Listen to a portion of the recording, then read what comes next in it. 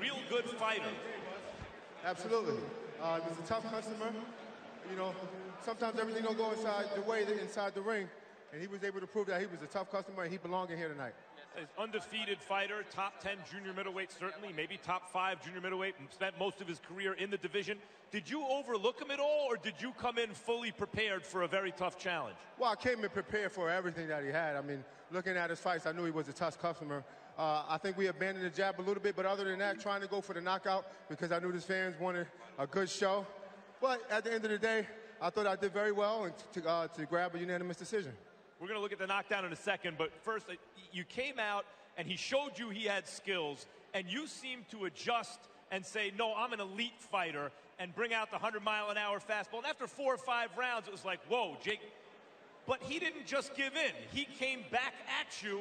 By late in the fight, it seemed that this could be closer on the scorecards maybe than it was anticipated. Did you feel you were in danger at all in the scorecards late? Well, I keep a dialogue with my cornermen inside the corner at the rest bell, and they told me I was up. So I was confident knowing that I go into the last round. If I pick up the pace, maybe I can get a knockout, but definitely get the decision. Here's the knockdown. Tell me what you see. I believe I caught him in between punches. He was throwing his right hand, and there we go, boom. Those type of shots, when you're throwing and you're putting your weight into my power, it's hard. I mean, it's hard to take those shots. And he was coming up from junior middleweight. He's a tough, durable guy.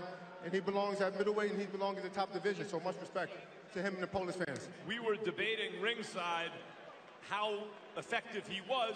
Roy Jones felt that you didn't really feel his power, and so he was giving you a lot of credit for the shots. But I thought he was hitting you pretty cleanly.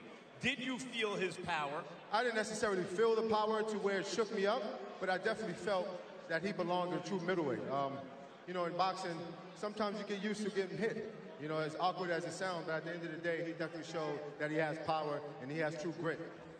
We also saw, and I noticed that third, fourth round, you started breaking out some of these old school moves you were talking about, the Archie Moore, the cross-arm defense, and turning your defense into offense. And at that moment in the fight, it looked like a totally dominant performance. It turned into just a really good fight that you got it out and won with the knockdown at the end. Are you satisfied with this, or do you think there's still another level where you can dominate a fighter like this? Well, I think there's definitely another level that I can reach.